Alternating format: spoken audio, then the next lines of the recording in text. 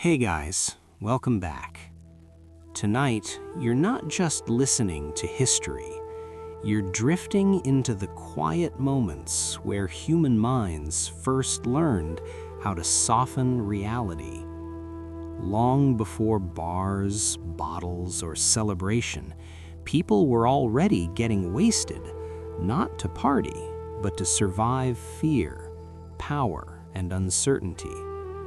Tonight, we'll wander slowly from the very first fermented drinks shared in the dark to candlelit banquets where empires blurred judgment, to kings so powerful no one dared remind them to stay awake, and finally into the steady calm of the Roman Legionary camp, where discipline, not intoxication, kept the world turning. This is not a story of chaos or drama. It's a story of rhythm, habit, and the quiet ways humans learned to escape, endure, or remain clear when the world demanded it. So, before you get comfortable, take a gentle moment to like this video and subscribe, but only if these deep sleep history stories help you find peace, sleep better, or simply reflect on our shared journey through time. Now, close your eyes, let your breathing slow, release the weight of the day, and allow history to move softly around you as we begin tonight's journey into boring history for sleep, where nothing rushes, nothing shocks, and rest comes naturally. Long before bars, bottles, or late-night regrets ever existed, people were already getting drunk. Not loudly, not carelessly, and certainly not for celebration. They drank in silence, under open skies, beside small fires that barely pushed back the darkness. There were no taverns, no music, no raised glasses, just the slow discovery that something in nature could soften the sharp edges of being alive. In the earliest human settlements, long before writing or recorded history, fermentation happened quietly on its own. Fruit left too long in the heat, honey mixed with water and forgotten in a clay vessel, grains soaked and left to rest.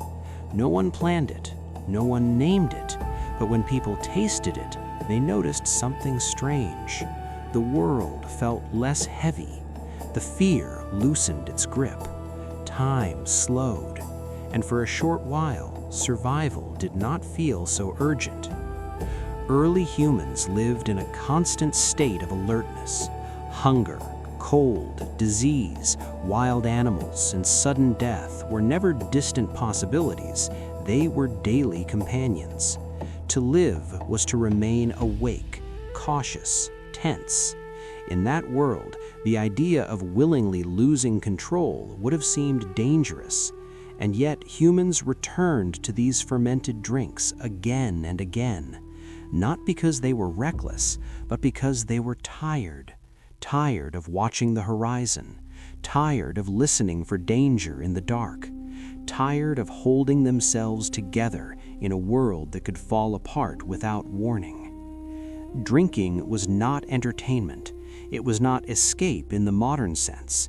It was closer to surrender, a quiet agreement with the night that for a little while vigilance could rest.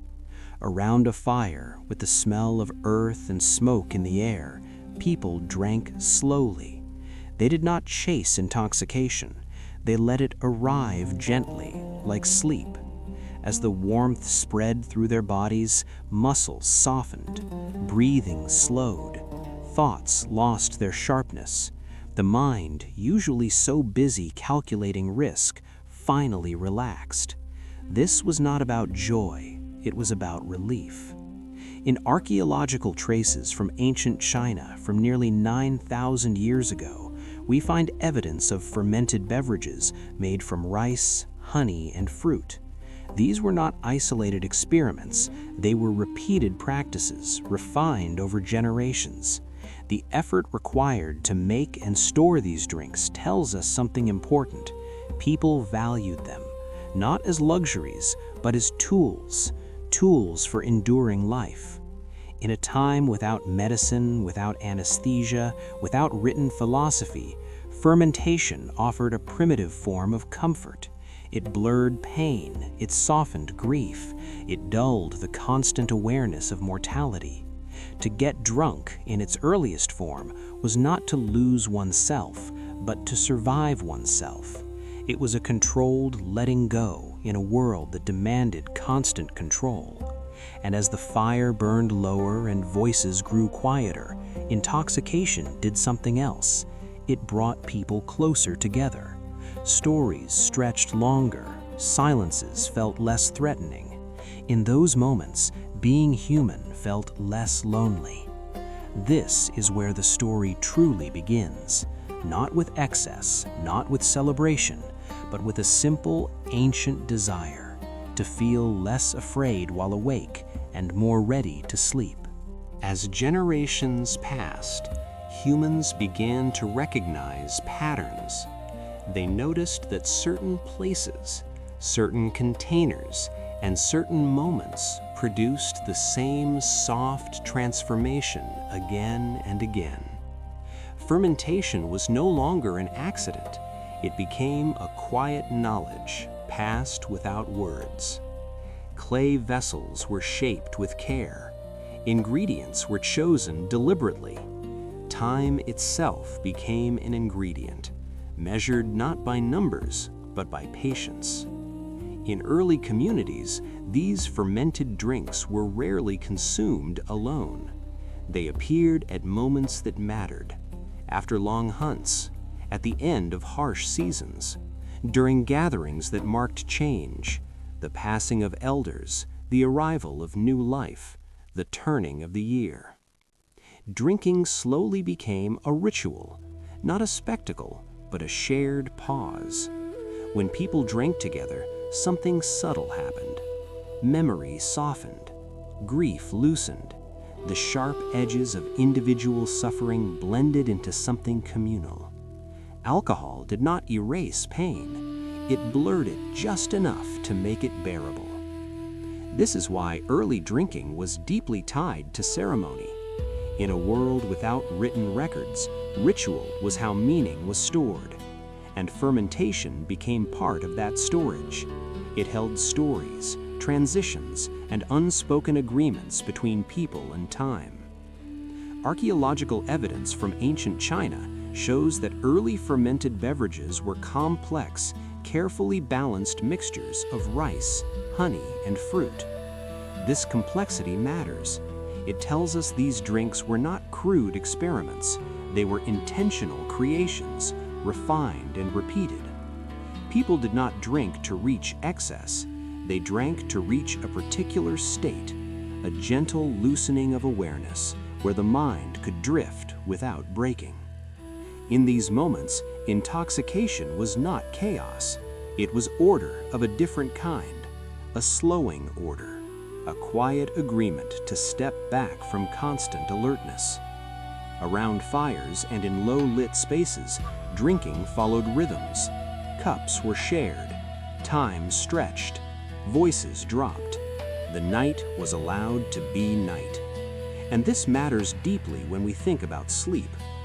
Early humans did not separate waking life from rest as we do now. Sleep was fragile, dangerous, interrupted. To fall asleep too deeply could mean never waking again. Alcohol, in small, ritualized amounts, softened the boundary. It guided the body toward rest without demanding complete surrender. It was not about losing consciousness. It was about easing into it. This gentle intoxication also altered how people experienced time. Minutes felt longer, moments felt heavier, stories unfolded slowly. In this altered state, the present moment expanded, pushing back the constant pressure of survival. For a short while, the future did not need planning. The past did not demand explanation. There was only the warmth of the fire, the taste of fermentation, and the quiet presence of others. This is perhaps the most important function of early drinking. It created shared stillness. In a life defined by movement and danger, stillness was rare. Fermented beverages allowed people to stop without fear, to sit without scanning the dark, to breathe without counting threats.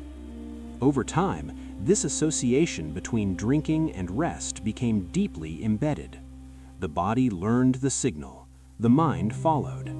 Even today, that ancient connection lingers, the sense that a small amount of alcohol marks the end of effort, the beginning of release. But in the beginning, there was no indulgence, only intention, only the careful use of something that could soften reality without breaking it. To get wasted, in its earliest meaning, was not to escape life entirely. It was to gently step away from its sharpest edges, long enough to remember what it felt like to be human without fear. There was always a line. Even in the earliest days of fermented drink, humans understood something delicate and essential. Losing control could soothe the mind, but losing too much control could invite danger. Intoxication was never meant to be wild. It was meant to be contained.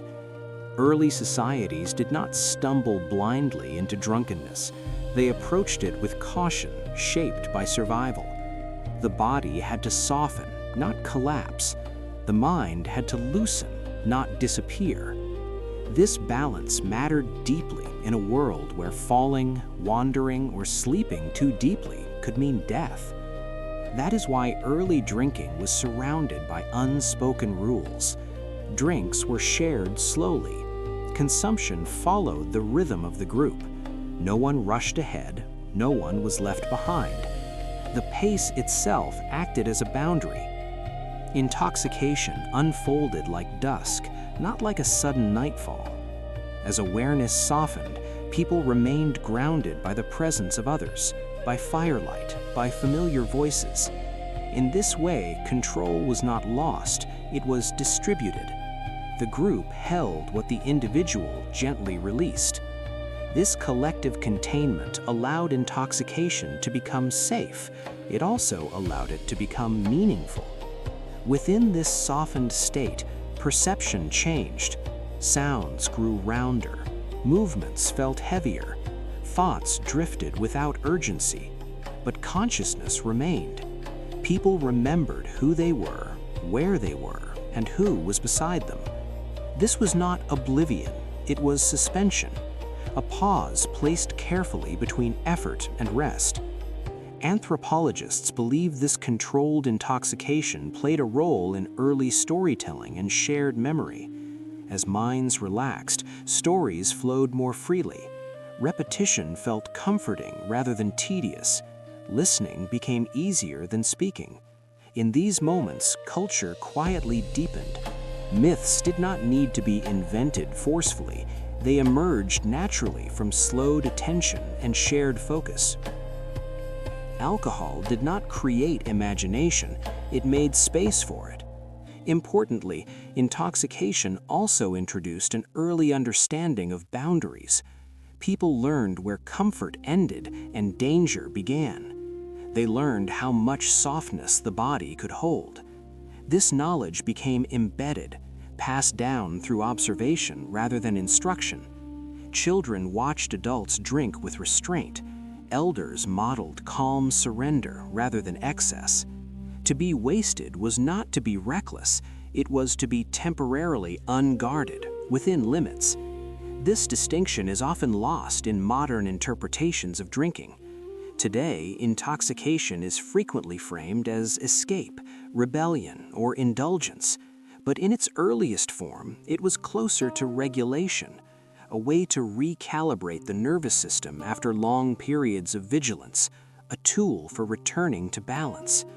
The body, after all, cannot remain tense forever. Without release, tension becomes damage. Early humans understood this intuitively. Fermented drink offered a rare opportunity to lower the shield without dropping it entirely. This controlled softening also mirrored natural cycles. Day yielded to night, activity yielded to stillness. Drinking, when done with care, followed the same arc. It marked the transition from doing to being, from scanning the environment to inhabiting it. In this sense, intoxication was not separate from sleep, it was adjacent to it, a doorway, not a destination. The body learned to drift without falling. The mind learned to rest without surrendering awareness. And this skill mattered. It kept people alive. As the night deepened and the fire dimmed, intoxication reached its quiet peak. Not loud, not chaotic, simply heavy enough to slow time. In these moments, humans did not forget themselves. They felt themselves more gently. Fear receded. Loneliness softened. The edges of existence blurred just enough to allow rest. To get wasted in this ancient sense was to trust the boundary, to step towards softness, knowing the ground would still be there. And perhaps that trust, more than the drink itself, was what allowed humans to survive long nights, harsh winters, and the weight of being awake in an uncertain world. At a certain point, intoxication stopped being only practical. It began to feel meaningful in a deeper way. As early communities grew more stable, people had time, brief, fragile time, to wonder about forces they could not see. The wind that arrived without warning, the illness that took a life overnight, the dreams that felt more real than waking hours. In this space of uncertainty, fermented drink quietly shifted roles. It was no longer only a tool for easing the body. It became a bridge. When people drank together in ritual settings, the softened mind seemed to open inward. Thoughts wandered beyond the immediate world. Emotions surfaced without resistance. In these moments, intoxication felt like a thinning of the veil between the visible and the invisible. This is why alcohol became entwined with early spiritual practice, not because it caused visions, but because it reduced fear. Fear is what keeps the mind rigid. When fear loosened, curiosity emerged. Around fires, under stars, people drank and spoke of ancestors, of spirits, of patterns in the sky.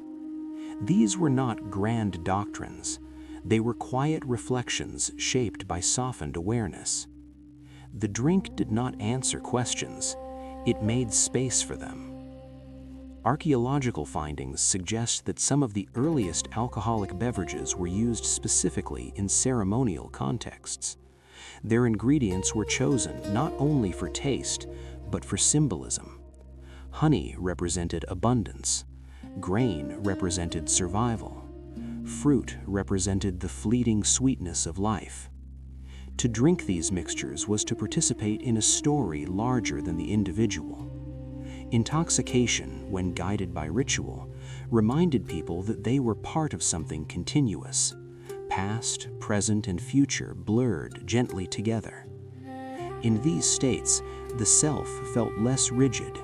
Personal identity softened.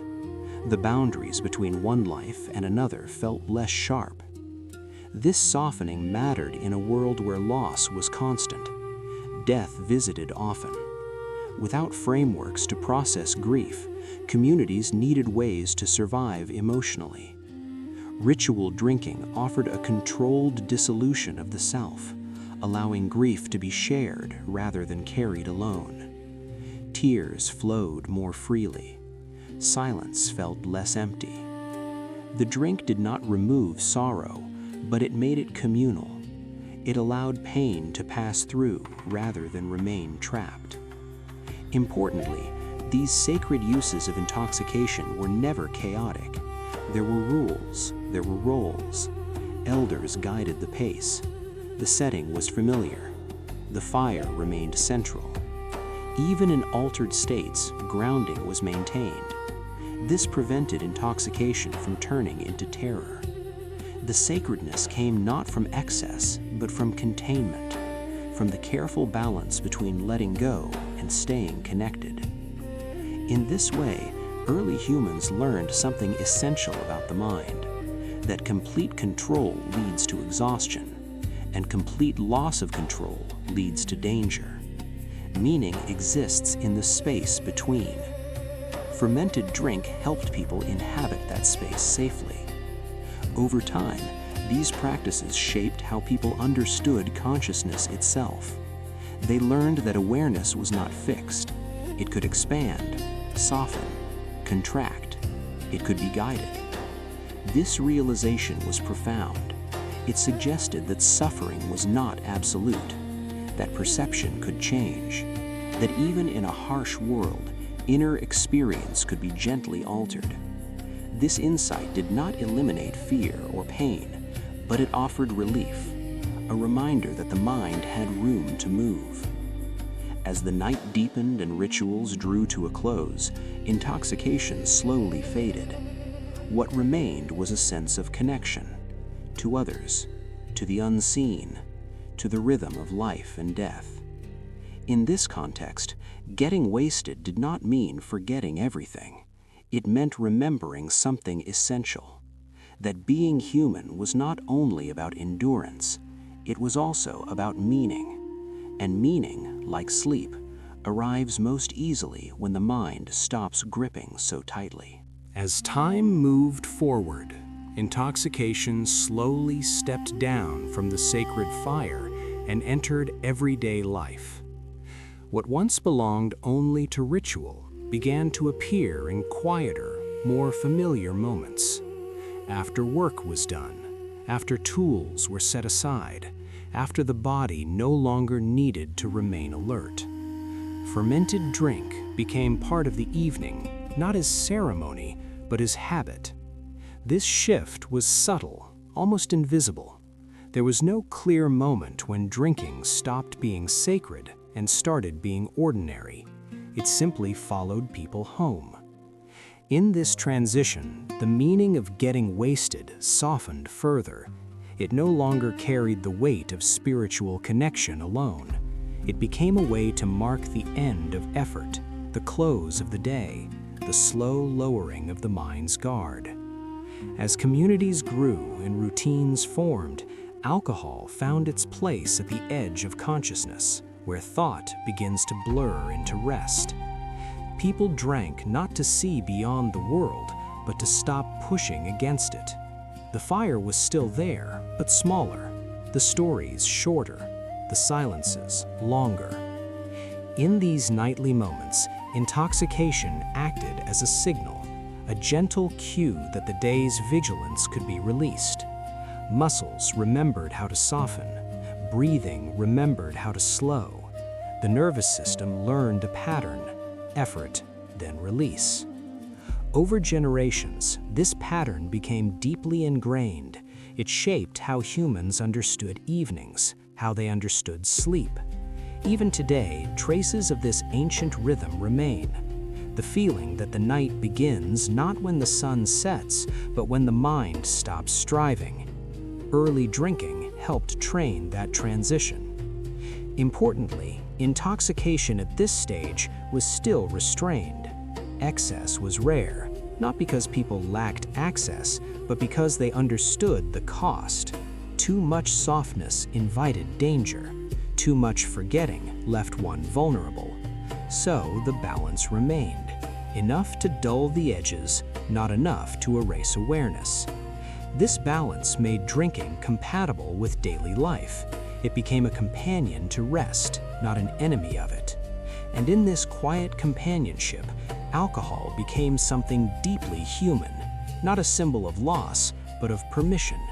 Permission to stop holding everything together.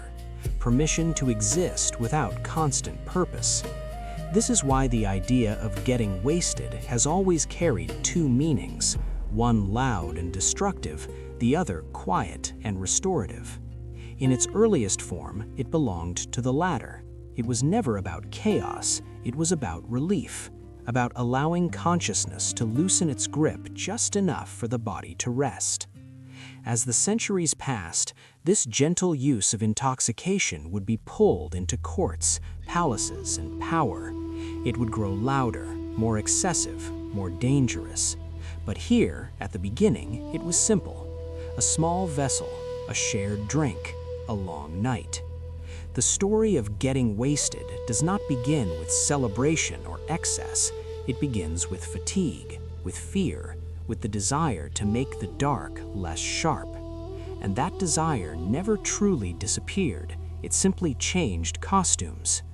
In the next chapter, we will see how this ancient softness followed humans into power itself, how intoxication, once a tool for survival and rest, became entwined with ambition, desire, and illusion. But for now, the fire burns low, the drink is nearly finished, the night is quiet, and the body, finally, is ready to sleep. When power reaches its peak, discipline is often the first thing to disappear. Not suddenly, not loudly, but gradually, as if it were simply no longer necessary. By the time Cleopatra and Mark Antony met, both had already climbed beyond the reach of ordinary restraint. She ruled Egypt not only through bloodline, but through intellect, ritual, and an understanding of how myth shapes reality. He commanded Roman legions, a man shaped by campaigns, victories, and the intoxicating belief that the world would always bend before him. When these two forces drew close, intoxication was no longer about forgetting hardship. It became something far more dangerous. It became about believing that the present moment could last forever. Their banquets were not chaotic celebrations. They were long, deliberate affairs that unfolded slowly into the night. Oil lamps glowed softly against stone walls. Wine was poured without urgency. Conversations drifted rather than raced. This was not excess born of hunger or fatigue, as it had been in earlier human history. This was excess born of abundance, a world where survival was no longer the question, and meaning had to be manufactured. Cleopatra understood the psychology of ritual. She knew that to rule was not only to command, but to enchant. Wine, incense, music, and ceremony were woven together to create an atmosphere where reality softened. In such spaces, time felt suspended. Mark Antony, hardened by war and discipline, found himself slowly unfastened by this environment. The vigilance that kept soldiers alive on the battlefield had no clear purpose here. Instead, it dissolved, replaced by sensation, taste, light, warmth, touch. Intoxication in this setting was not an escape from fear. It was an escape from limits. Each evening bled gently into the next, marked not by urgency, but by repetition. Cups refilled, candles replaced. The rhythm of the night remained steady, almost hypnotic. In this slow luxury, discipline did not break, it faded. And as it faded, something else took its place, the illusion of permanence. Wine became a companion to belief, the belief that power could protect against consequence, that love could outrun history, that the present moment, if savored deeply enough, might resist decay. This is what made the intoxication of Cleopatra and Mark Antony so different from that of early humans. They were not drinking to soften fear. They were drinking to reinforce desire. Desire for connection, desire for escape from duty, desire for a world shaped entirely by feeling. In the glow of banquets and shared cups, reality became malleable. Rome felt distant. Egypt felt eternal. The future lost its weight. And in this atmosphere, intoxication was no longer a tool for rest. It became a tool for belief. Belief that discipline was optional, that structure could wait, that consequences belonged to another time. This is where the story truly begins, not with war, not with betrayal, but with evenings that stretched too long and nights that whispered promises they could not keep. Night after night, the banquets returned, not as events, but as a rhythm. They began without announcement and ended without conclusion, as if time itself had agreed to slow its pace in their presence. The tables were set before the guests arrived and cleared long after attention had drifted elsewhere. Wine flowed in measured pours, never rushed, never withheld, carried by servants who moved with practiced calm. In this repetition, something subtle occurred. The mind learned to expect softness. The body learned that effort would not be required. And expectation, once formed, became a powerful force. Cleopatra understood this better than anyone. She did not overwhelm Antony with excess. She surrounded him with continuity. Each evening resembled the last just enough to feel familiar and differed just enough to remain seductive. The senses were guided gently, never shocked. Warm light replaced the harsh glare of day. The sharp lines of command dissolved into cushions, draped fabrics, and quiet music. Wine here was not a trigger, but a thread, weaving moments together into a seamless whole. Antony, accustomed to the clarity of orders and outcomes, found himself drifting within this continuity. Without realizing it, his internal compass adjusted. The urgency that defined military life felt increasingly distant. Decisions that once demanded swift action now seemed flexible. Tomorrow could always wait. In these prolonged evenings, intoxication did not arrive as a peak. It settled like a fog, thin and persistent. Not enough to obscure vision, but enough to blur edges. Responsibilities softened, boundaries loosened. What mattered most was not conquest or reputation, but the immediate sensation of being held within an atmosphere designed to feel endless. This is how discipline erodes when it is no longer challenged, not through rebellion, but through comfort. Cleopatra's banquets were carefully calibrated to produce this effect. They did not shout indulgence, they whispered reassurance. The reassurance that nothing needed to be resolved tonight, that the present was sufficient, that power itself could rest. Over time, repetition reshaped belief. The mind began to treat these nights as the true center of life, with everything else orbiting around them. Rome became a distant concept, filtered through memory rather than urgency. Egypt, by contrast, felt immediate and eternal. Wine reinforced this contrast. Each shared cup affirmed belonging here, now. The longer the banquets continued, the harder it became to imagine stepping away. This was intoxication as architecture, not chemistry. The setting did as much work as the drink. Together, they constructed a reality that felt complete. And within completeness, discipline had no obvious function. It existed to manage scarcity and danger, neither of which seemed present. This is why the intoxication of power is so uniquely effective. It convinces the mind that vigilance is unnecessary, that effort is redundant, that the structures which once ensured survival can be temporarily set aside. In the glow of endless evenings, Antony did not feel himself losing control. He felt himself arriving somewhere he had always wanted to be.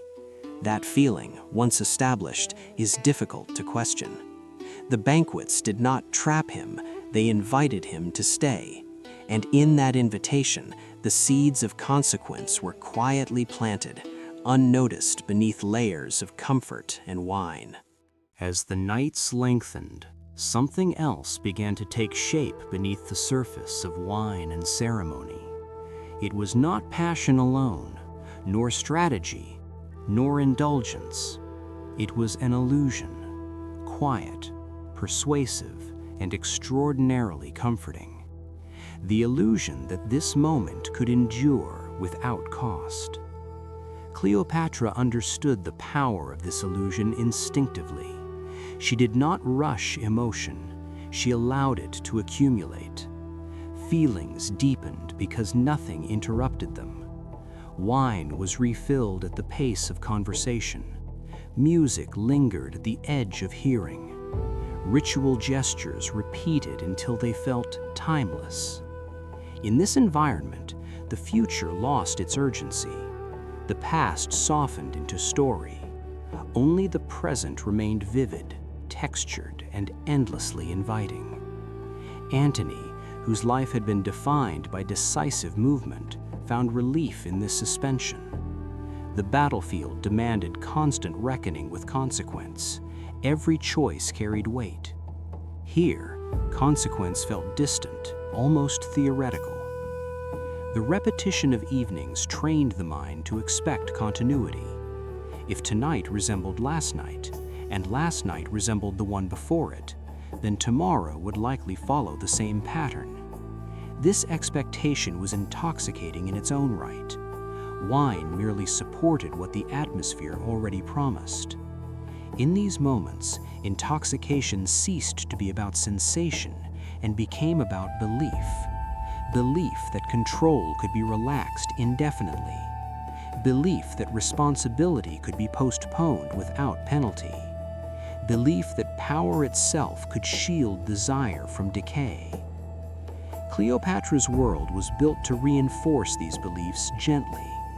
Symbols surrounded them, images of eternity, cycles, gods who ruled time itself. The message was subtle but persistent. What exists here is not bound by ordinary limits. In such a setting, love did not feel reckless. It felt sanctioned by something larger. As the mind softened, the line between emotional truth and narrative truth blurred. What felt real became real enough. This is how illusion settles in, not through deception, but through alignment. Everything in the environment confirmed the same story. And when reality aligns with desire, discipline loses its voice. The body relaxes. The mind stops questioning. Time stretches into a smooth, unbroken surface. Nights passed in this way, not as separate events, but as variations on a single theme. Each one reinforced the last. Each one deepened the sense that the present was sufficient. Wine played its role quietly. It slowed thought just enough to prevent interruption. It dulled the edge where doubt might enter. It kept the experience cohesive, unfragmented. This is the danger of luxury paired with intoxication. It does not overwhelm, it reassures. It creates a sense of safety that feels earned rather than borrowed.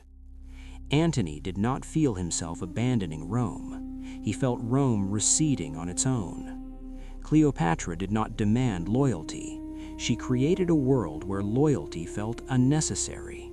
The illusion did the work, and illusions are most powerful when they ask for nothing. As emotions deepened, fatigue set in.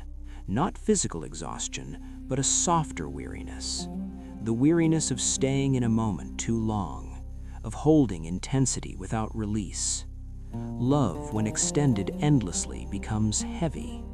Wine, when consumed without pause, loses its sharpness. Pleasure, when uninterrupted, dulls into routine. This subtle fatigue is important.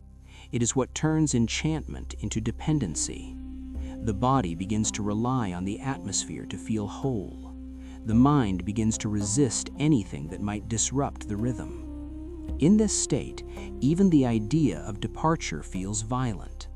This is how the illusion protected itself, not through force, but through comfort. The nights continued, the cups were raised, the candles burned low, and beneath it all, the belief persisted that this could go on, unchanged, that power and emotion, when aligned, could suspend time itself. It is a beautiful belief, and like all beautiful illusions, it is most convincing just before it begins to break. Eventually, even the most carefully sustained illusion begins to show hairline fractures. They do not announce themselves as crises. They appear first as tiredness, a gentle heaviness that settles into the body when repetition stretches too far. In Cleopatra's world, the nights were designed to feel endless, but bodies are not. The mind can be persuaded for a long time, yet it still records the passage of hours. Wine that once sharpened sensation now dulled it. Music that once lifted emotion began to blur into background.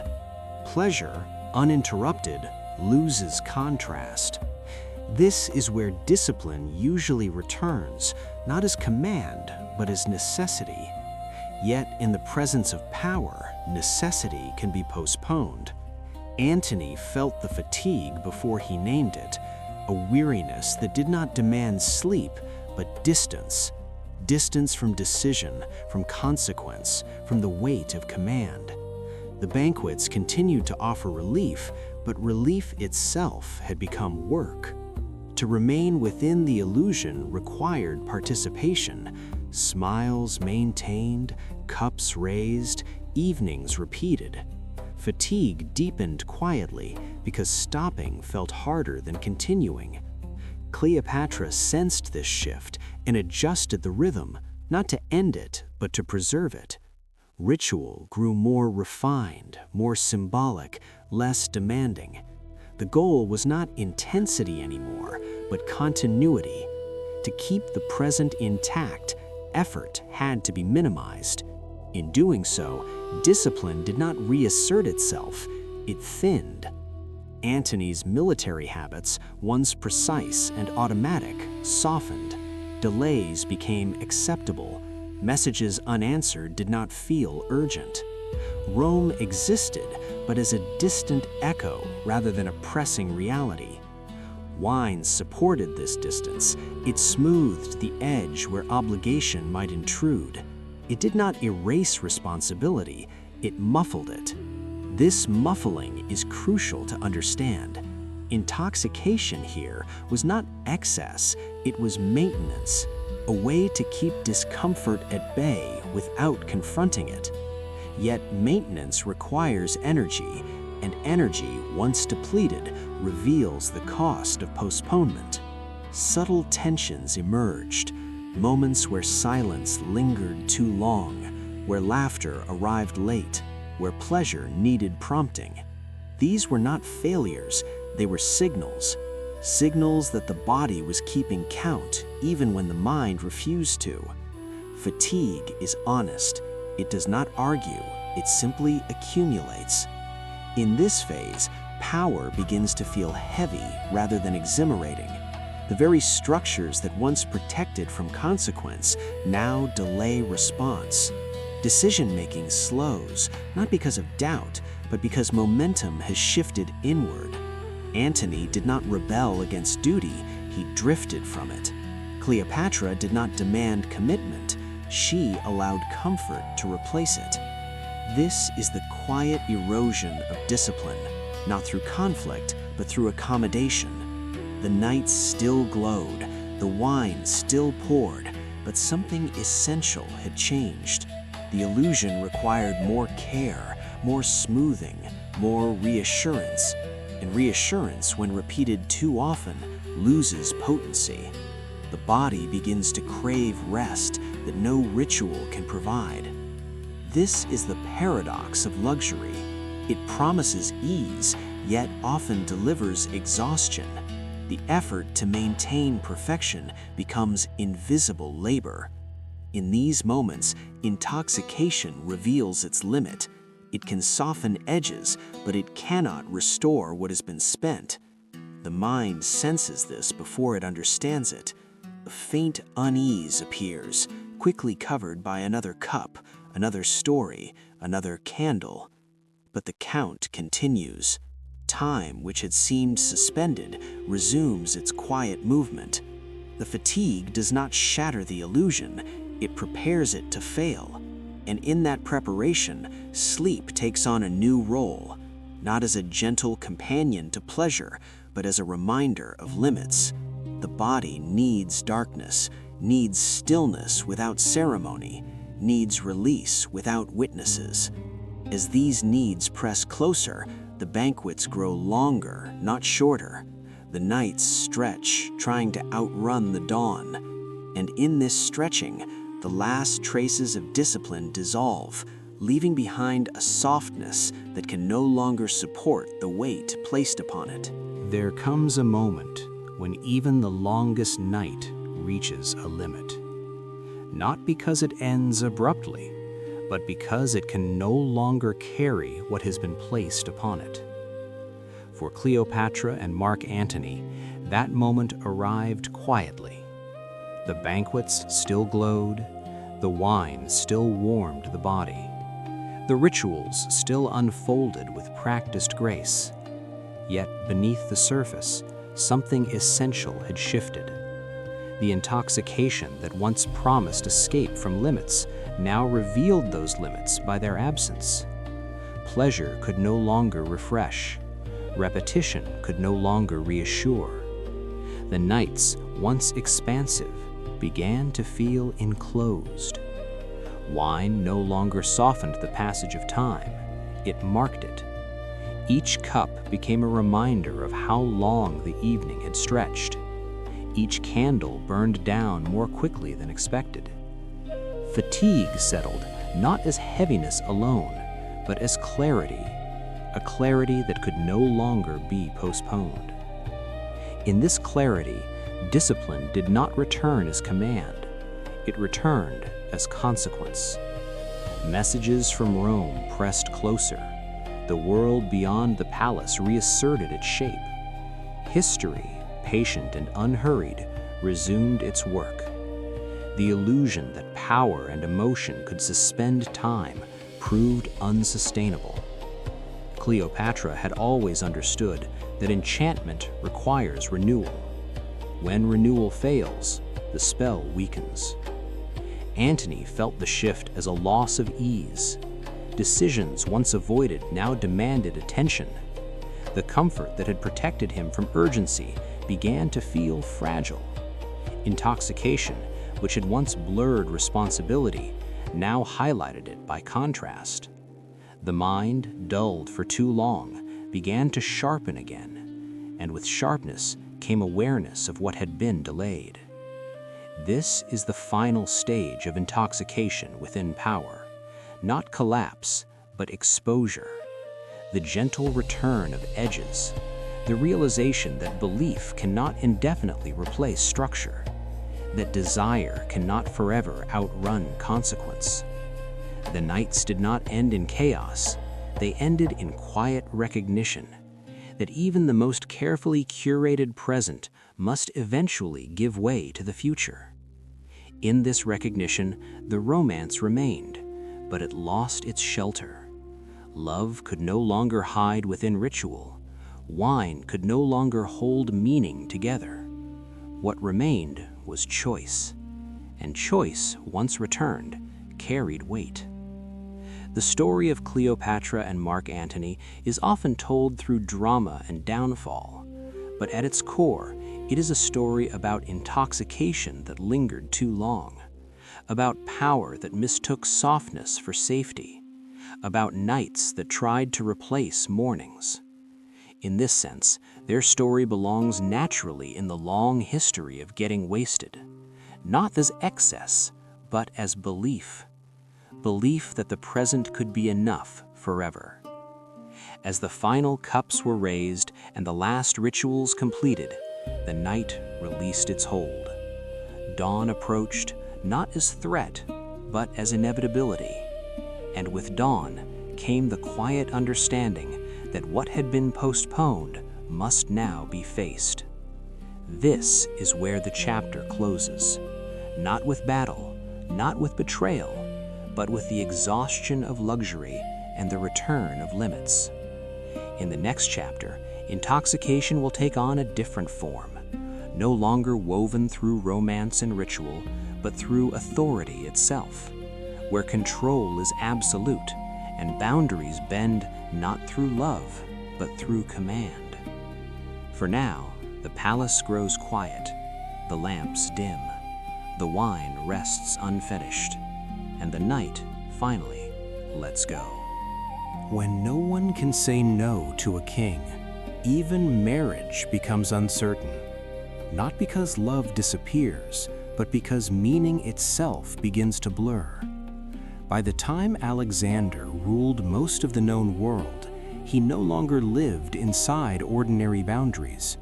Distance, danger, and opposition had been pushed far beyond his reach. Victories arrived one after another until resistance felt theoretical rather than real. In this space, power did not shout, it settled. It became quiet, constant, and unquestioned. And it was within this quiet that standards began to loosen. Alexander did not need intoxication in the form of wine to drift from clarity. His authority alone was enough. When commands are always obeyed, the mind slowly forgets what resistance feels like. Decisions lose friction. Choices no longer encounter reflection. Marriage, once a bond shaped by custom and expectation, entered this altered space.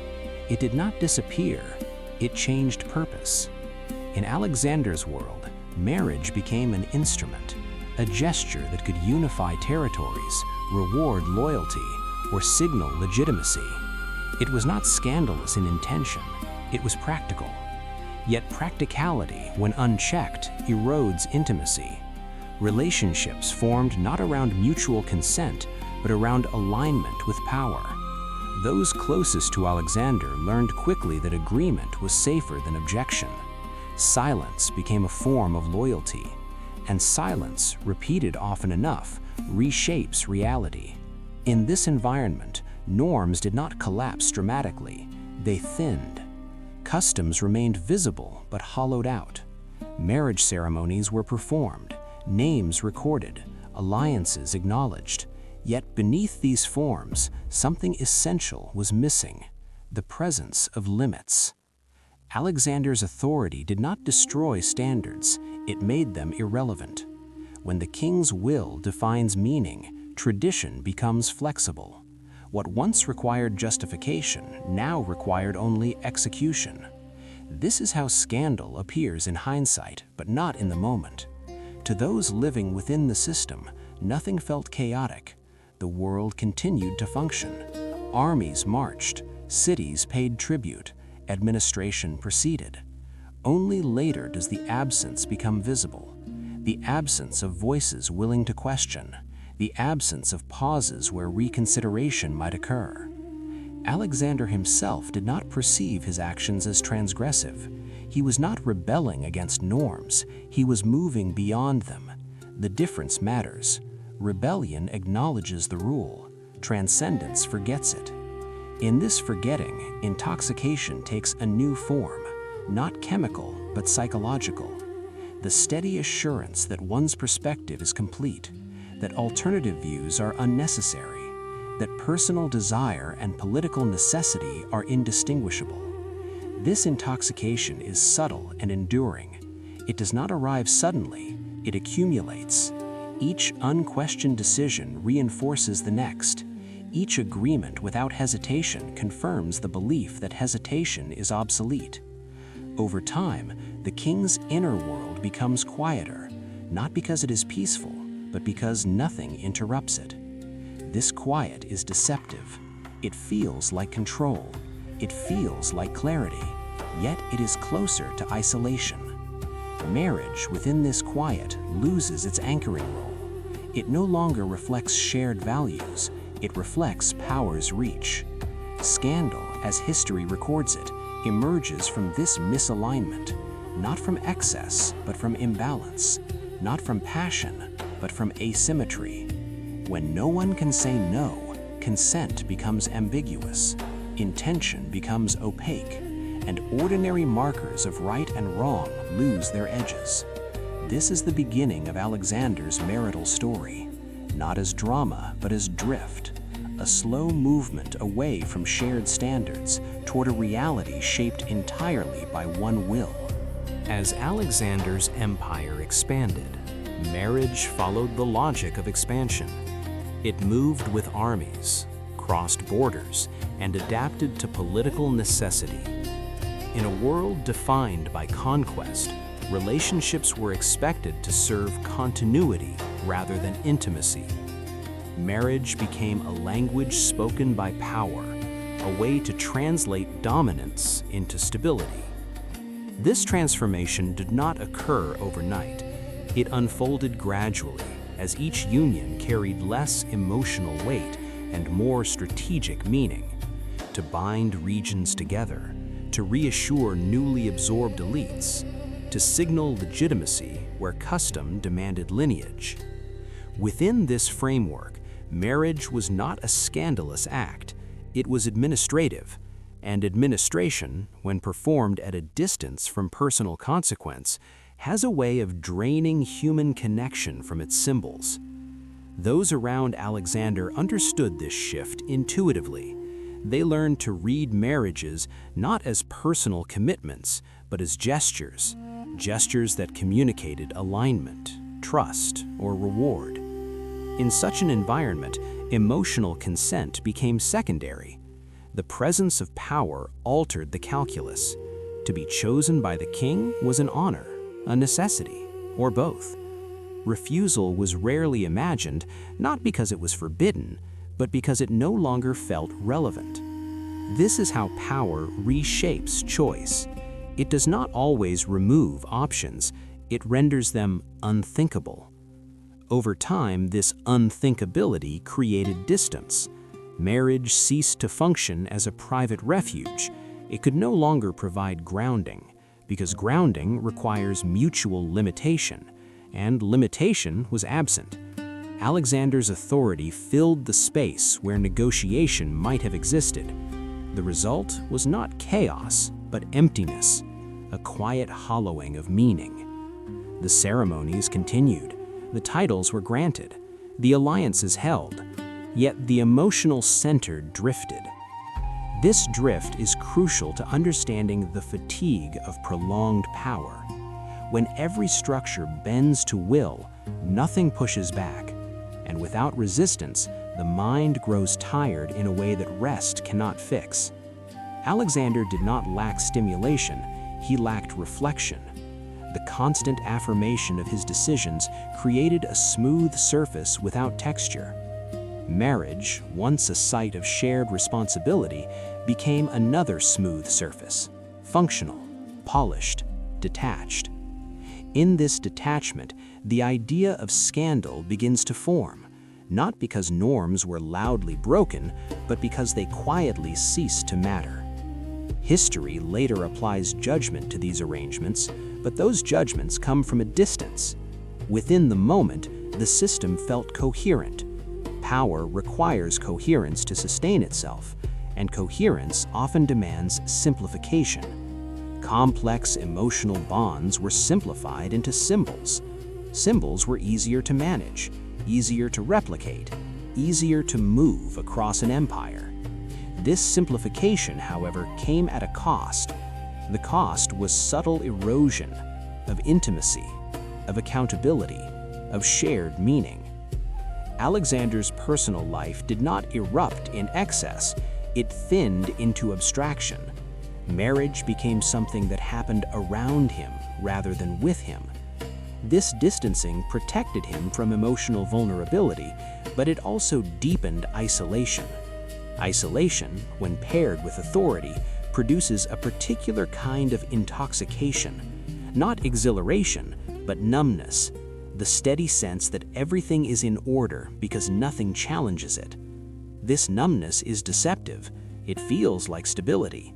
It feels like control.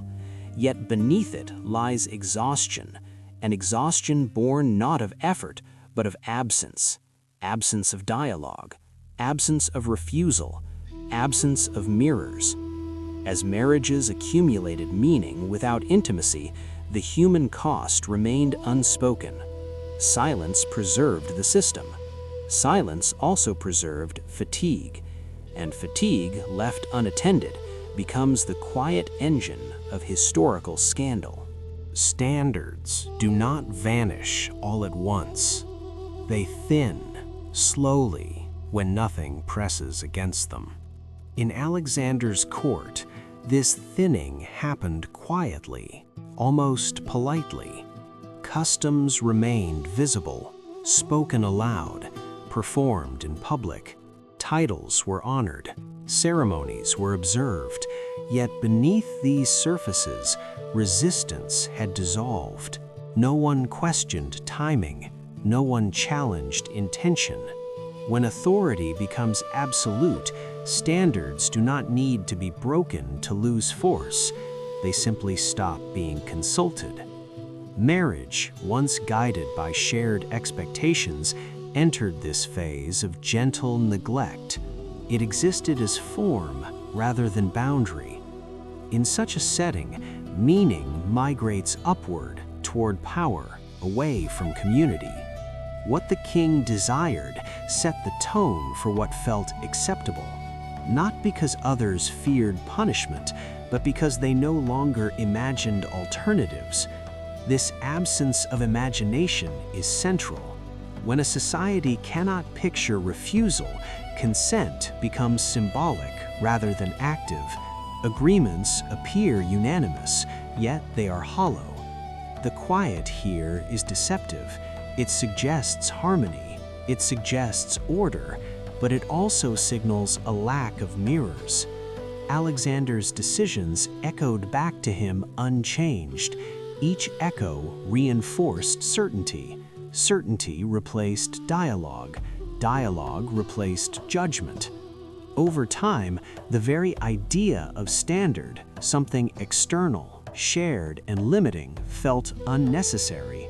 Why consult a rule when the ruler is present? This shift altered the emotional texture of relationships. Marriage no longer functioned as a mutual check. It became a unilateral expression of alignment. Those involved adjusted themselves to the center of gravity. Adaptation felt natural. Survival often does. Yet adaptation has a cost when it becomes permanent. It drains complexity from human bonds. It flattens nuance. It leaves behind a calm that is not peace, but inertia. Alexander lived inside this inertia, not because he sought it, but because nothing disrupted it. The empire moved smoothly, administration functioned, expansion continued. The absence of friction felt like success, and in many ways it was. But success without reflection breeds blindness. The standards that once shaped personal life had relied on social feedback, on conversation, on the possibility of disagreement. When those mechanisms vanished, standards did not argue, they faded. Marriage, stripped of its reflective function, became ambiguous. Its purpose could be rewritten at will. What history later labels scandal was, in its time, merely the visible edge of this ambiguity. There was no dramatic rupture, no singular transgression, only a series of choices made without counterweight. This is the danger of power unreflected. It intoxicates not by excitement, but by silence. Silence creates the impression that everything is settled, that no further consideration is required. Yet silence also removes correction. Errors persist longer, misalignments deepen, fatigue accumulates unnoticed. The mind, lacking external reference points, turns inward. Certainty hardens, flexibility narrows. In this narrowing, relationships lose their grounding. They float, unanchored, guided by momentum rather than intention. Alexander's marital arrangements reflected this state. They were coherent within the logic of power, yet disconnected from shared norms. The disconnect did not feel scandalous then. It felt efficient. Only later does efficiency reveal its human cost. Standards exist to distribute responsibility. When they fade, responsibility concentrates. It settles heavily on one will, and one will, no matter how capable, grows tired. The fatigue of prolonged authority is not dramatic, it is quiet, cumulative, and difficult to name. It manifests as detachment, as decisions made quickly because deliberation feels unnecessary, as relationships that function without intimacy. In this way, the erosion of standards is inseparable from exhaustion. The system continues to operate, but it no longer renews itself. Marriage, stripped of shared meaning, becomes another structure that works without replenishing those inside it. And so the scandal, if it must be named, is not moral excess. It is the slow disappearance of limits in a world where no one is able or willing to reflect power back upon itself. There is a form of intoxication that requires no cup, no fermentation, no ritual of pouring. It arises when authority stands alone for too long, when every word spoken in its presence bends gently toward agreement, when silence becomes the most reliable response. In Alexander's world, this silence grew thick, not because people had nothing to say, but because saying anything felt unnecessary. Power had already decided. This is how isolation forms at the center of command, not through exile, but through proximity.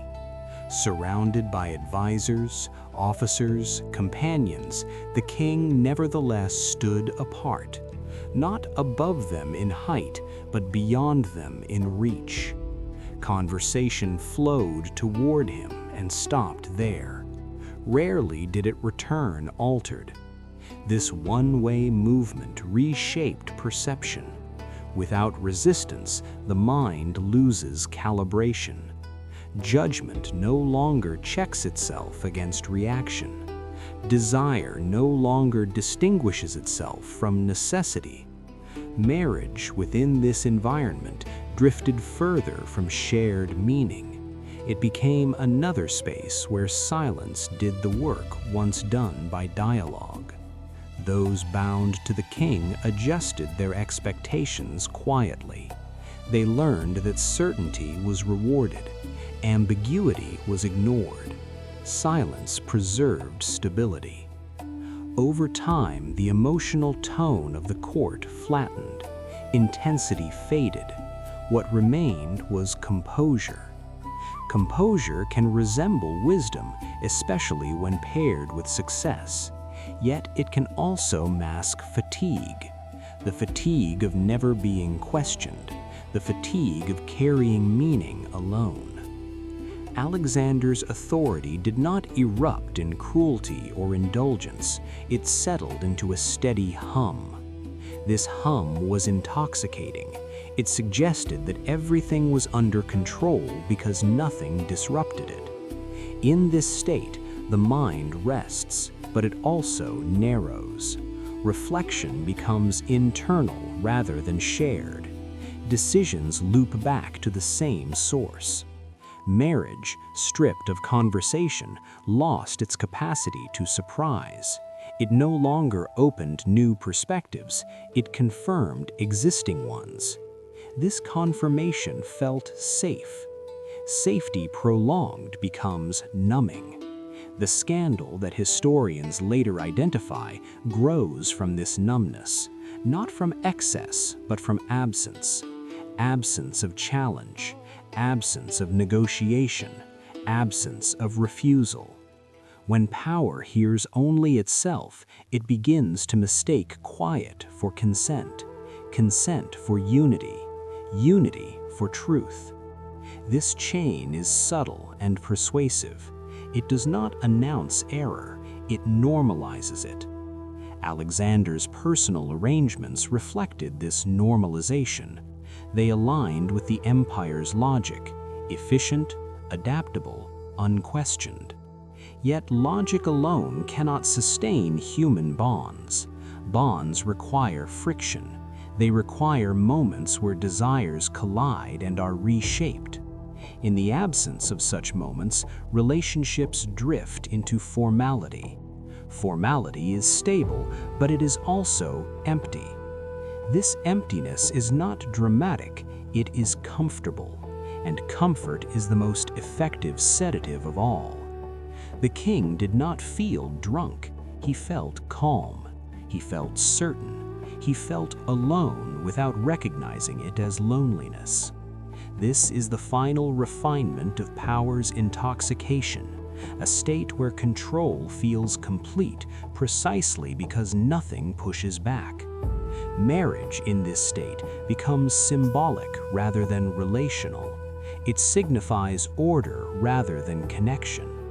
Scandal emerges only when later generations reintroduce perspective. From within the moment, there is no shock, only routine.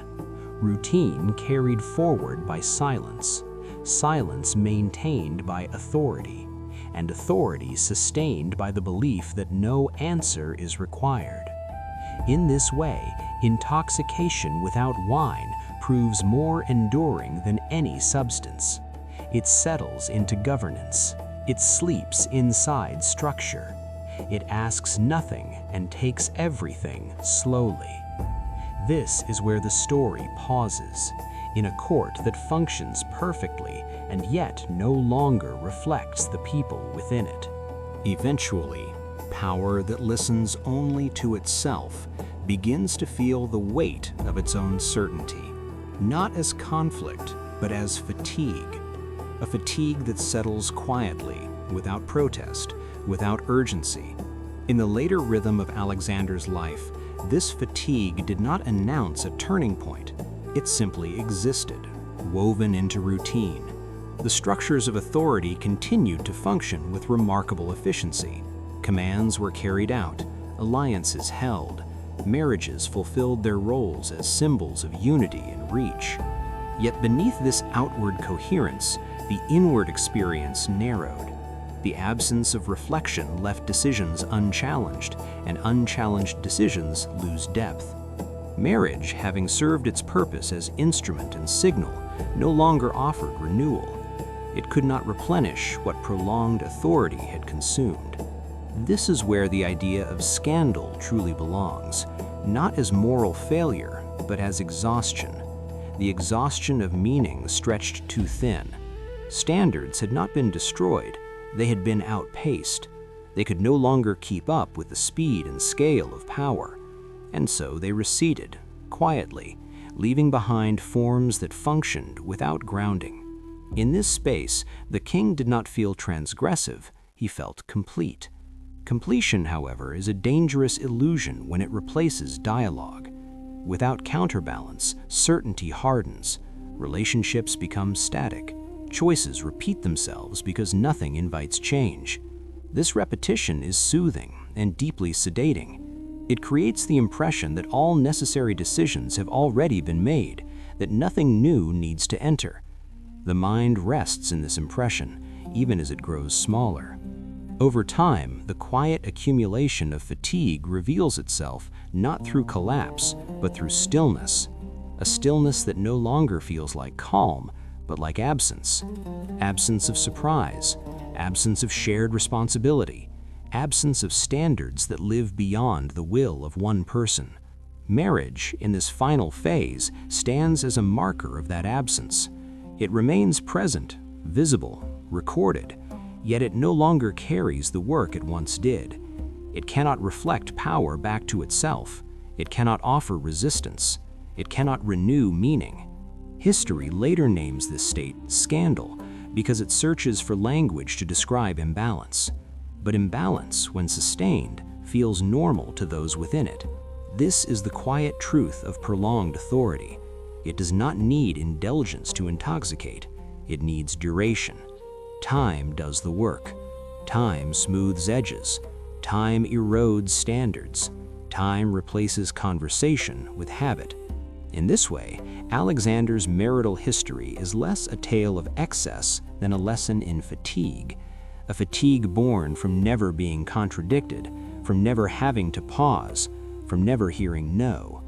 As this chapter closes, the focus shifts away from the individual and toward the structure itself. Power, left unchecked, drifts towards silence, and silence, sustained, becomes its own form of intoxication. The story does not end in outrage. It settles into quiet, a quiet that prepares the ground for the next scene, where power looks very different. Less absolute, more disciplined, more shared. In the next chapter, we leave the palace and enter the camp, a place where authority is enforced not by silence, but by routine, where intoxication, if it exists, is regulated, measured, and where the weight of command is distributed across many shoulders. For now, the court grows still, the structures remain, the meaning thins, and the long night of unquestioned power finally begins to fade. Empires did not survive on passion, they survived on routine. Long before the sun rose fully over the Roman camp, the day had already begun. Not with inspiration, not with desire, but with expectation. The expectation that every body would move at the same time, in the same way, without hesitation. In the Legionary camp, waking was not a personal act, it was a collective one. The sound that stirred the soldiers from sleep was not gentle, yet it was familiar. It carried no urgency, because urgency was reserved for battle. This was simply the signal that the rhythm would continue. Bodies rose from their beds with practiced economy. No one lingered, no one rushed. The repetition of mornings had erased indecision. Clothing was put on in the same order every day. Armor checked, belts fastened. Movements required little thought. Thought in this place was not the first tool of survival. Consistency was. The camp itself mirrored this mindset. Tents aligned in precise rows, pathways worn smooth by countless identical footsteps. The layout never surprised its inhabitants. Surprise was inefficient. Predictability calmed the mind. In this environment, intoxication had no role. Not because soldiers lacked access to drink, but because clarity was required to maintain the system. A single delayed movement could ripple outward. A single lapse in routine could disrupt the whole. And so the morning unfolded quietly. Simple food, eaten without ceremony, enough to sustain, not to indulge. The act of eating did not invite reflection, it anchored the body in the present task. This was a life designed to minimize internal fluctuation. Emotional highs were dangerous, emotional lows were inefficient. The routine flattened both. As the camp stirred fully awake, sounds layered gently rather than chaotically. Footsteps, tools, brief commands spoken without ornament. Nothing was said that had not been said before. Nothing needed to be explained. This repetition was not dull to those who lived within it. It was stabilizing. The mind, relieved of choice, could rest. This is the paradox of discipline. It demands effort at first, then offers rest in return. For the legionary, sobriety was not a moral virtue, it was a structural requirement. The world functioned because individuals remained alert, predictable, interchangeable. Personal dreams had little space here, not because they were forbidden, but because they were unnecessary. The system carried meaning on behalf of the individual. As the morning tasks began, the camp moved like a single organism, each soldier aware of his role, yet not preoccupied with it. Identity was secondary to function, and function was repeated until it became invisible. This invisibility is important. When actions no longer require attention, the mind drifts naturally toward calm. Not excitement, not despair, just steadiness. In this steadiness, sleep finds its deepest opening. The Legionary did not seek intoxication to escape reality. Reality was already narrow, controlled, and predictable. There was nothing to flee from, only tasks to complete.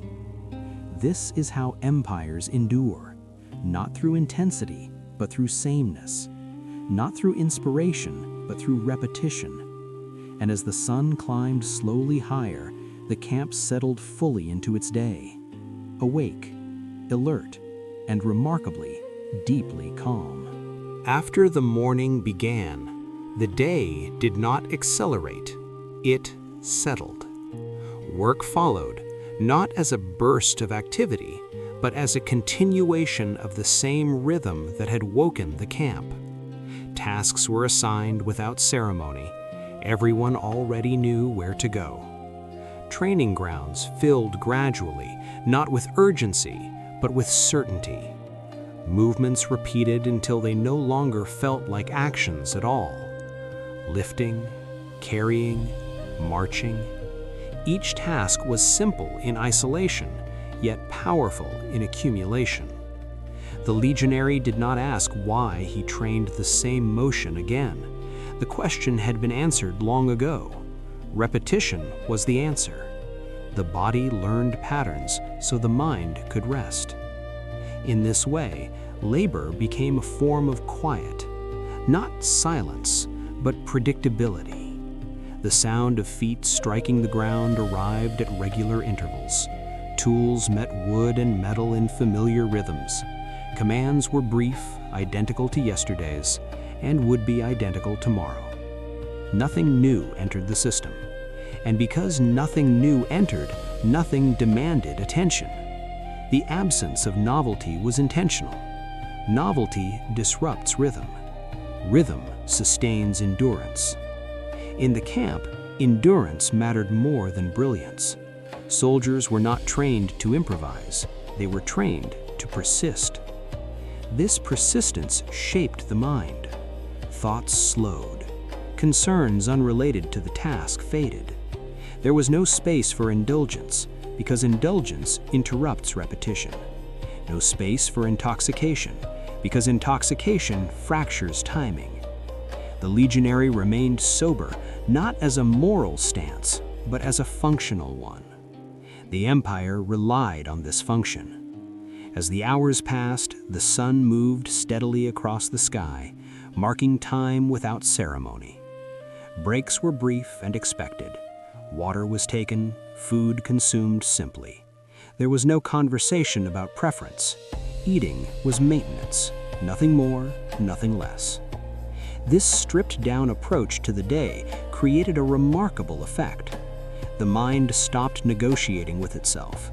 Choice disappeared, and with it, anxiety.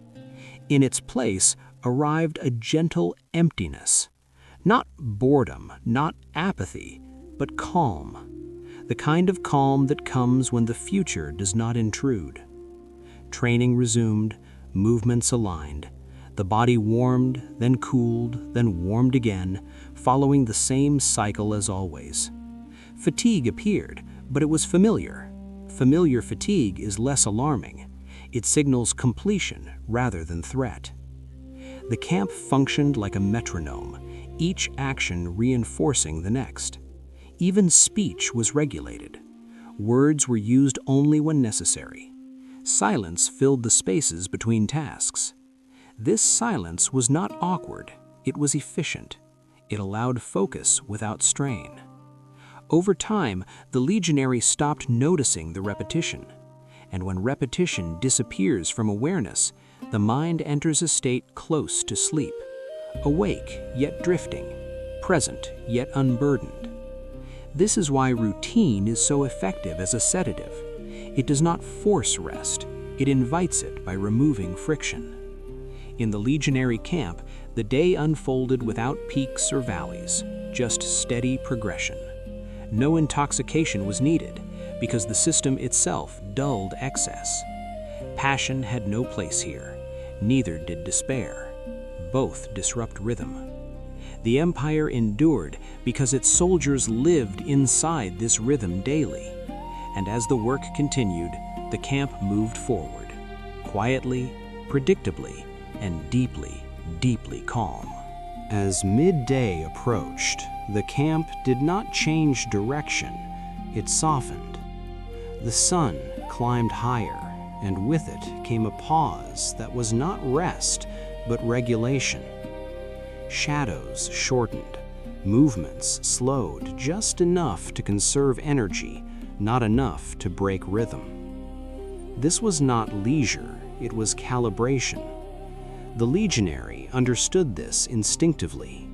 Heat altered pace, pace adjusted without discussion. No signal was needed. Routine had already taught the body how to respond. Work continued, but with fewer words. Silence stretched between actions, long and unbroken. In this silence, the mind drifted inward without effort. There was nothing to plan, nothing to anticipate. The day was already decided. Tools were set down and lifted again with care. Water was taken in measured amounts. The simplicity of the act mattered. Too much indulgence disrupted balance. Too little invited weakness. Balance here was survival. The camp breathed together, not literally, but functionally. The same tasks repeated across rows of soldiers, each one mirroring the next. The effect was subtle and powerful. Individual thought dissolved into pattern. Pattern replaced concern. Concern gave way to calm. This calm was not emotional. It was mechanical, reliable, predictable. The sun overhead pressed gently, a reminder of time's passage without urgency. There was no clock to watch. The body served as timekeeper. Hunger appeared and was addressed. Thirst appeared and was addressed. Nothing lingered beyond necessity. In this environment, intoxication would have felt foreign, not forbidden, just incompatible. The Legionary did not need to escape sensation because sensation was already muted by repetition. The mind, freed from novelty, settled into a narrow channel. This channel carried attention forward without turbulence. Even fatigue, when it arrived, was orderly. Muscles ached in familiar places. The ache signaled use, not damage. This familiarity reassured the mind. Danger announces itself differently. Midday passed slowly, almost imperceptibly. The absence of markers made time feel suspended. Yet nothing was lost. The routine preserved everything necessary. Discipline did not feel strict here. It felt kind. Kind in the way that predictability reduces fear. Kind in the way that sameness allows rest without sleep. The Legionary moved through tasks with half attention, fully present, yet unburdened. This is the state where wakefulness begins to resemble dreaming. Awareness narrows, thoughts become soft. The camp hummed quietly, not with sound, but with continuity. And as the sun began its gradual descent, the day carried on, unchanged, steady, and profoundly calming. As afternoon leaned toward evening, the camp did not announce the change. It simply eased into it. Tasks reached their natural endpoints without signal or ceremony. Tools were cleaned, stacked, and returned to their places. The act was familiar, almost automatic. Hands moved with less effort now, guided by memory rather than intention. The sun lowered, stretching shadows across the ground, lengthening them slowly, patiently.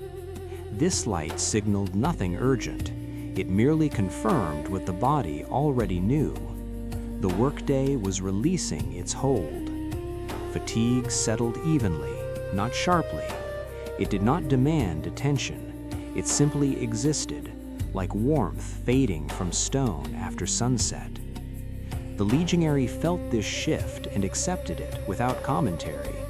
There was no sense of reward, no expectation of celebration. Completion was enough. Order remained intact, even as energy declined.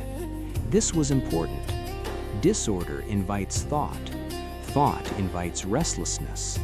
The Roman camp avoided both. Silence became more pronounced, not because speech was forbidden, but because it was unnecessary. Words had done their work earlier. Now routine carried the remainder of the day. The camp's geometry, so precise in the morning, softened visually as light dimmed, yet its function never changed. Paths were still followed, boundaries still respected, predictability remained. Supper arrived simply. Food was shared without conversation beyond what was required. Eating was slower now, not from indulgence, but from tired ease. The body accepted nourishment calmly, without urgency. There was no intoxication here, not because pleasure was denied, but because pleasure would have disrupted the descent into rest. The Legionary did not seek stimulation at the end of the day. Stimulation delays release. Instead, the absence of excess allowed the mind to unwind naturally. As darkness approached, the camp transitioned seamlessly. Guards were assigned, fires were tended, light was controlled, not scattered. Even illumination followed rules. Nothing flickered unpredictably, nothing startled. This control of environment mattered deeply. It signaled safety. Safety invites sleep. The mind, sensing no threat, loosened its grip. Thoughts slowed further. Identity faded into function one last time before rest. The Legionary was not alone, yet he felt no need for connection in this hour. Proximity was enough. The presence of others doing the same simple actions reinforced calm. No one stood out. No one needed to. As the final duties were completed, the camp settled into stillness. Not silence, but a low, steady hum of existence. Breath, footsteps, the occasional clink of metal. These sounds blended into a single texture, continuous and reassuring. The day had not been exciting. It had been sufficient. Sufficiency is powerful. It tells the mind that nothing is missing. And when nothing is missing, sleep comes easily. The Legionary prepared for rest without ritual. There was no dramatic closure. The routine simply ended where it always ended. And in that familiarity, the body released the last of its tension. Evening did not feel like an ending. It felt like a continuation, slower and softer. The camp remained vigilant, but the vigilance no longer required effort. It had become passive, automatic. As night settled fully, the world inside the camp grew smaller, quieter, and safe. The final descent toward sleep had begun. Night settled over the Legionary camp without ceremony. There was no announcement, no dramatic shift. Darkness arrived the same way routine always had, gradually, predictably, and without resistance. The final movements of the day were already complete. Armor rested where it belonged. Tools lay silent. Fires burned low and steady, not to impress, but to endure. The camp did not celebrate the night. It accepted it. Guards took their places with calm familiarity. Their presence did not create tension, it created reassurance. Someone was always awake so others could sleep. This shared structure was the final layer of safety. In this space, the Legionary lay down not with reflection, but with release. The day did not need to be reviewed. Nothing unexpected had occurred. Nothing required processing. The mind did not replay moments or anticipate tomorrow. Tomorrow would be the same. That knowledge was comforting. The body loosened naturally without instruction. Muscles softened. Breath slowed. Awareness narrowed to simple sensation. The ground beneath, the quiet around, the steady rhythm of a world that continued whether one watched it or not. This was not the absence of thought, it was the absence of demand. No decision waited, no desire pulled forward, no regret reached backward. This is why discipline works so well as a sedative. It removes the burden of choice. The Legionary did not need intoxication to escape himself. There was very little self left to escape. Identity had been spent during the day, exchanged for function. At night, what remained was simply a body within a system that held it. Outside the camp, the world was uncertain. Beyond the borders, chaos always waited.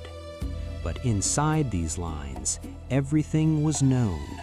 The order of the tents, the distance between footsteps, the sound of wind passing through familiar structures.